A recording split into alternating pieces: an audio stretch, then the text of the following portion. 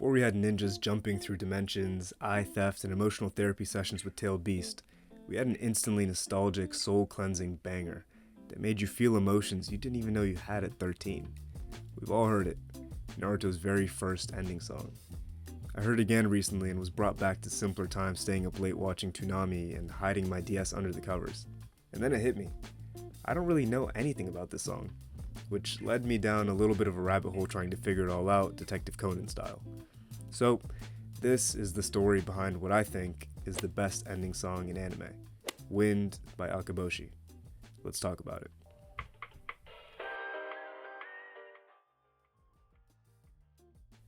So, this story at its core is really about the quiet crossing of two people's paths. This guy and this guy. But we'll get back to them in a second. In the early 2000s, Studio Pierrot snagged the rights to turn Naruto, this manga about a loud-mouthed ninja kid, into an anime. At this point, Pierrot had already made some pretty big titles like Urusei Yatsura, Yu Yu Hakusho, and GTO. P.S. This is the same studio that would go on to do these guys too. But Naruto had already made a splash as the new kid on the Shonen Jump block, so this was a pretty big win for the studio even at the time, and obviously a generational win in hindsight. All this to say, this was important, and they needed someone with the chops to handle such a valuable property. That's where Hayato Date comes in. Though, funnily enough, his path to Naruto wasn't exactly straightforward. At the time, Date was a seasoned director known for his work on Flame of Recca and Sayuki, both of which showed his ability to balance action, humor, and emotional beats. But here's the kicker. He was actually slated to direct Hikaru no Go, another highly anticipated manga about a kid haunted by a board game ghost. Yes, seriously, it's actually pretty good.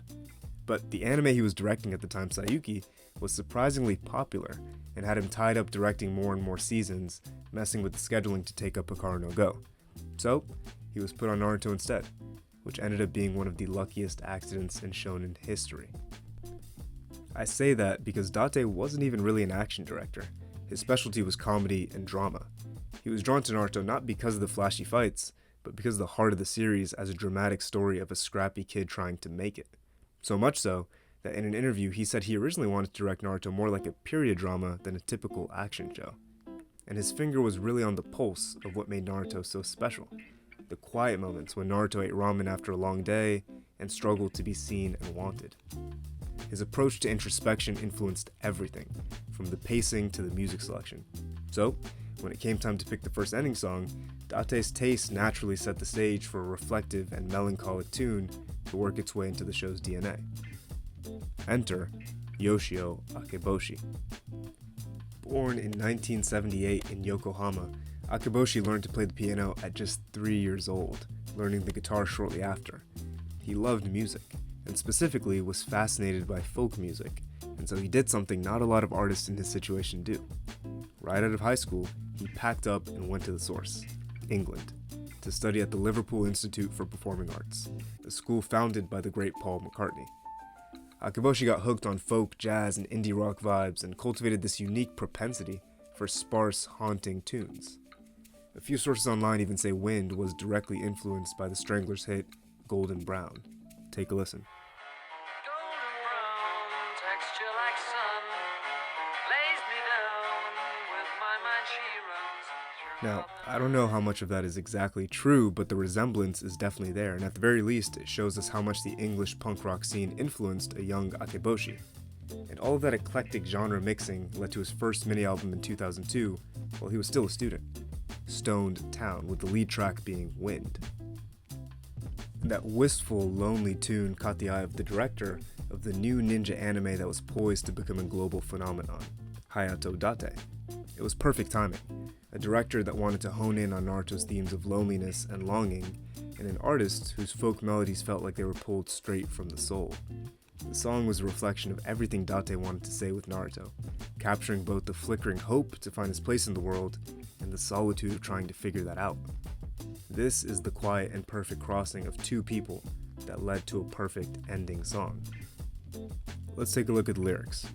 It opens up with a bit of poetic riddle telling you to cultivate your hunger before you idealize, and it follows it up talking about motivating your anger and climbing the mountain. This is simple and raw imagery that resonates so hard when it's paired with the jumping keys and flutes in the background. It's telling you to dream big and how it's okay to be a little mad, just learn to use it productively. Pretty wise advice, honestly. It doesn't take a genius to see the connection here to young Naruto, shunned by the village and using his deep longing for validation to fuel his goal to be Hokage. And the chorus doubles up on that feeling, telling you not to try to live so wise and not to cry cause you're so right. Bars. Basically, live in the moment and trust yourself. Believe it, right? And the aesthetics and actual music tie it all together. The video is animated like a foggy memory, with a kid Naruto running through a field alone and looking up at the butterflies. It starts with him isolated and ends with him in a field with Sakura and Sasuke, wistful but hopeful. And the music of the track matches that foggy, nostalgic vibe too. It's a simple, airy sound that feels like a warm coffee shop or something. Like the arrangement itself, the Nick Drake-style acoustics show Akeboshi's influences studying in Liverpool, but it still feels undeniably Japanese, minimal and subtle. Even the time signature is unique. It's in 5/8, which makes for a quirky little rhythm.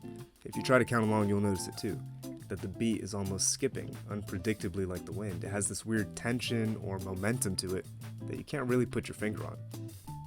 So, when you take a step back, you can really see how well all of these little parts came together to perfectly match Naruto's journey. And after all this digging, it's obvious that this isn't just another catchy ending song. It's the heart of early Naruto. It's the perfect timing of two people in the right place at the right time, and it's a love letter to perseverance and pushing through the pain. I didn't quite know why, but even as a kid tuning in, the song just connected with me. It made me feel less alone in figuring things out and turned Naruto from just another cartoon into a core memory. And I think it did that for a lot of other people too. That's why it's the best ending song in anime. Thanks for watching.